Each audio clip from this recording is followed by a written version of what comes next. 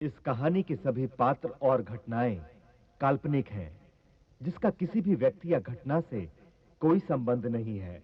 अगर तारक मेहता का उल्टा चश्मा में कोई सबसे इरिटेटिंग और एहसान फरामोश कैरेक्टर है तो वो है बावरी। लेकिन अगर उससे भी ज्यादा दिमाग खराब करने वाले लोगों का अवार्ड मिले तो बिना किसी डाउट के हो जाएगा उसके माँ बाप को। ऑनेस्टली मैं एक सिंपल स्वीट बागा सेंट्रिक वीडियो बना रहा था, पर जैसे ही ये दोनों कैरेक्टर स्क्रीन पे आए I got irritated and wanted to make a video on them. जहां बात रही कॉमेडी की तो yes, it was just full of comedy, लेकिन इरिटेटिंग बस दो कैरेक्टर्स थे। और क्योंकि आप सब लोगों की भी यही डिमांड थी तो आज हम डिस्कस करने वाले हैं बावरी के मम्मी पापा वाले आग, जहां हर सीन राइटर्स ने श्री जी की चप्पल सूंघ के लिखा था। एंड आई थिंक ये वही नशा है जो वो लोग करते हैं जो कमेंट में हम लोगों को ज्ञान देते हैं कि भाई ये शो है, इसे शो की तरह ही देख। मुझे पता है ये सिर्फ एक शो है but we still love enjoying our favourite show. So let's get started. आइए देखते हैं, मजा आएगा। बावरी के पेरेंट्स की एंट्री होती है एपिसोड 1732 में, जहां बावरी सीधा अपने माँ बाप से झूठ बोल देती है कि बागा एक अमीर आदमी है, वो गड़ा इलेक्ट्रॉनिक्स का मालिक है और उसके अंदर लोग काम करते हैं। माइंडेड, ये वही बागा है जिसका काम दुकान का शटर उठाने से शुरू होता है और शटर बंद करने पे खत्म। आई अंडरस्टैंड अपने लवर की तारीफ करना इज गुड, बट कम से कम इतना सच तो बोलो कि अगर बाद में पता चले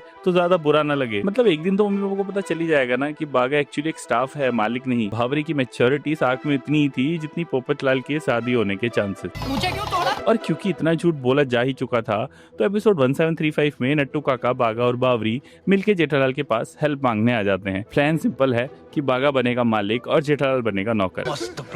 जेठालाल ने भी सोचा होगा कि चलो थोड़ा नौटंकी कर लेते हैं, क्या ही फर्क पड़ता है। लेकिन भाई एक्टिंग और एक्चुअल नौकर जैसे ट्रीटमेंट में जमीन आसमान का फर्क होता है, क्योंकि जब बावरी के पेरेंट्स दुकान में आते हैं तो जेठालाल को फुल ऑन टॉर्चर करते हैं। वैसे दुकान में तो सब समझ जाता है, लेकिन अगले ही दिन ये दोनों बिना बताए आ जाते हैं जेठालाल के घर यानी गोकुलधाम सोसाइटी में, और फिर शुरू होता है असली full on drama. Well I will be very honest कि जब बावरी की मम्मी ए नौकर चिल्लाती है या अजीब सा मुंह बनाती है जेठालाल को देख के तो मेरा खून खोलने लगता है। मतलब तारक मेहता के उल्टे चश्मा में जितने भी विलन आए, she and her husband were most irritating. लेकिन इन सब के बाद मैं इतना तो जान गया हूँ कि तारक मेहता के उल्टे चश्मा के राइटर अब लिटरली एक्सपायर्ड च्यवनप्राश खा के हेलुसिनेट कर रहे हैं। अगर प्लॉट बनाना ही था तो जेठालाल को नौकर बनाने की जगह बागा का जीजा जी या मैनेजर दिखाना बेटर होता, बट नहीं, इन्होंने जेठालाल को बेइज्जती की एक जीती जागती मिसाल बना दिया। और इंसल्ट भी ऐसी कि जेठालाल अगर दुकान बंद करके हिमालय भी चले जाता तो समझ में आता। एंड इन सब में भागा भी अपने बॉस को तमाशा बनता हुआ देख के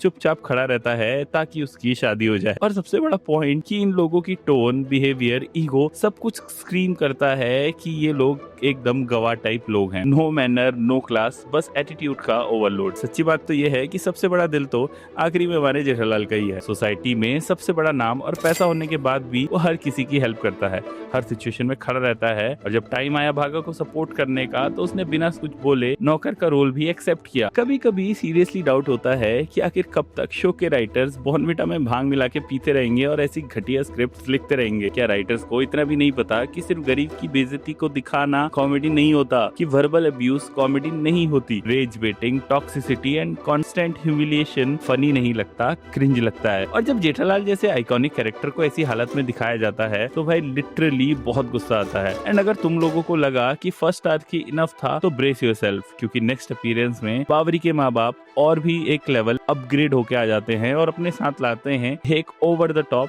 टॉक्सिक रिश्तेदार, जिसने लिटरली ये शर्त रख दी थी कि दया की शादी कराओ, क्योंकि अगर दया की शादी नहीं होगी तो बागा जो दया का छोटा भाई है उसकी शादी नहीं हो सकती। जब तक बड़ी बहन की शादी नहीं हो जाती, छोटा भाई शादी नहीं कर सकता। एंड भाई ये कौन सी पार्टी है जहाँ ऐसे कुंवारे मर्द किसी भी रैंडम लड़की से शादी करने के लिए तैयार हो जा रहे हैं। यहाँ भी असली हीरो तो हमारे जेठालाल ही था। इतना सब सुनने के बाद भी एक शब्द तक नहीं बोला, सिर्फ इसलिए कि बागा की मंगनी हो जाए। अपने सेल्फ रिस्पेक्ट को साइड में रख के नौकर बन के सबके ताने झेलता रहा, सिर्फ अपने एम्प्लॉय की खुशी के लिए। और सबसे फनी सीन तब था जब चंपकलाल ने जेठालाल की शादी दया से ही फिक्स कर दी और बावरी के माँ बाप ने उसे पार्टी से लिटरली धक्के मार के निकालने की कोशिश की। लेकिन उस वक्त बागा का दिल बदल गया और उसने जिसका नमक खाया था उसकी बेइज्जती और ज्यादा बर्दाश्त नहीं की और उसके लिए स्टैंड लिया। वरना बावरी के पेरेंट्स तो जेठालाल का परमानेंट सोसाइटी से निकास करने वाले थे। वैसे जहाँ जेठालाल ने बावरी और बागा के लिए इतना सब कुछ किया, सबसे अनोइंग बात ये है कि बावरी आज भी जेठालाल की कोई रिस्पेक्ट नहीं करती। इनफैक्ट उस टाइम जब बागा ने अपने पेरेंट्स को रोका वो काम बावरी भी कर सकती थी। मतलब एक ऐसा इंसान जिसकी वजह से तुम्हारी शादी का सपना जिंदा है, जिन्होंने अपने घर के लोगों के सामने अपना तमाशा बनने दिया सिर्फ इसलिए कि तुम्हारा घर बस सके, उसके साथ भी तुम ऐसी अजीब हरकतें करते हो, जैसे जेठालाल को अलग अलग नामों से बुलाना, बागा को बार बार छुट्टी दिलवाना, और जेठालाल के बार बार मना करने के बाद भी बावरी बार बार दुकान में आती है एंड सबको इरिटेट करती है। ये सब कोई क्यूट या कॉमेडिक नहीं, ये सिर्फ एक हैरेसमेंट है जेठालाल के टुवर्ड्स। लेकिन राइटर्स को इससे क्या लेना देना, क्योंकि उन्होंने तो बगलों में कछुआ छाप जला ली है और फिर से तारक मेहता की किसी स्टोरी लाइन में सपने कहाँ घुसेड़ने हैं ये सोचने बैठे होंगे। सच कहूं तो इसने एहसान लेने के बाद भी जो इंसान शुक्रगुजार नहीं होता, उससे बड़ा एहसान फरामोश कोई और हो ही नहीं सकता। और बावरी तो बस एहसान फरामोश ही नहीं, वो जेठालाल की फ्रस्ट्रेशन को अपना एक कॉमेडी सेटअप बना के रखती है। और हाँ, अभी तो रिसेंटली एक एपिसोड में बावरी खुद ही जेठालाल को धमका रही थी कि मेरे मम्मी पापा आ गए हैं। आई मीन सीरियसली, तुम्हारे मम्मी पापा कोई सीबीआई के ऑफिसर्स हैं जो जेठालाल पे रेड मार देंगे। तेरा फियोन से भागा है जो लिटरली जेठालाल का एम्प्लॉय है, और तू जेठालाल को पेठा जी, जेठा जी, लेठा जी वो बोल के धमका रही है। What kind of logic is this? और सीरियसली मुझे कोई ये समझा दो कि तारक मेहता के उल्टे चश्मा के राइटर्स कौन सी डायमेंशंस के मोजे सूंघ रहे हैं। ये कौन सा आयुर्वेदिक नशा है जो मुझे नहीं मिल रहा, जिस वजह से पिछले 9 साल से बागा और बावरी सिर्फ एंगेज्ड ही हैं। भाई 9 साल में तो लोग मिलते भी हैं, शादी कर लेते हैं, बच्चा प्राइमरी स्कूल में चले जाता है, एंड इंडियन सेलिब्रिटीज के तो 2-2 डाइवोर्स भी हो जाते हैं। पर ये दोनों अभी तक एक दूसरे के साथ एंगेजमेंट में ही घूम रहे हैं। एंड सच कहूँ तो इन्हीं सब वजहों की वजह से लगता है कि तारक मेहता का उल्टे चश्मा अब कोई लेजेंडरी सागा नहीं रहा, बस एक टीआरपी का लॉलीपॉप है जो हमें जबरदस्ती चुसवाया जा रहा है। देखो यार, एक बात तो क्लियर है कि तारक मेहता का उल्टे चश्मा में जितने भी अनोइंग कैरेक्टर हैं, उनमें बावरी के माँ बाप हॉल ऑफ फेम में आएंगे। सबसे बड़ी बात यह है कि इन्होंने सिर्फ जेठालाल का तमाशा नहीं बनाया, बल्कि पूरी ऑडियंस का पेशेंस भी टेस्ट किया। इतना ही नहीं, रेडिट पे अगर तुम जाओगे तो लोग लिटरली ने माँ बहन की गालियां देते हैं। भाई अगर मेरी रियल लाइफ में कोई ऐसे लोग आ जाएं तो मैं उनको डब्बे में वापस डाल के रिटर्न टू सेंटर कर दूं। एंड इनफैक्ट बावरी जैसे अनग्रेटफुल कैरेक्टर का पूरा डीएनए इन्हीं लोगों से आता है, क्योंकि जब पेरेंट्स ही ऐसे हैं तो बच्चों से क्या ही उम्मीद करोगे। Also I would like to appreciate these 2 actor जिन्होंने ये रोल प्ले किए, क्योंकि जहाँ इनके कैरेक्टर्स इरिटेटिंग थे वहीं इनकी एक्टिंग बहुत ही ज्यादा ऑन पॉइंट थी, बी इट इनके एक्सप्रेशंस हो या डायलॉग डिलीवरी। बिकॉज मेरा मानना है कि अगर आपको किसी कैरेक्टर से हेट है, इसका मतलब उसे निभाने वाला एक्टर ने अपना काम परफेक्टली किया है।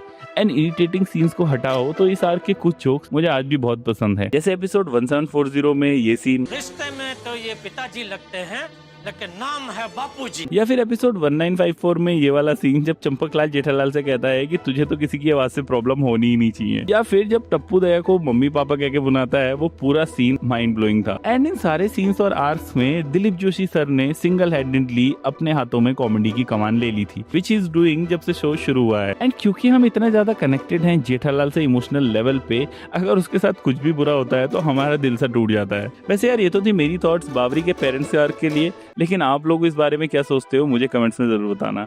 वीडियो अच्छी लगी हो तो लाइक कर लेना, चैनल को सब्सक्राइब कर लेना, और मैं मिलता हूँ आपसे नेक्स्ट वीडियो में। तब तक के लिए थैंक यू सो मच।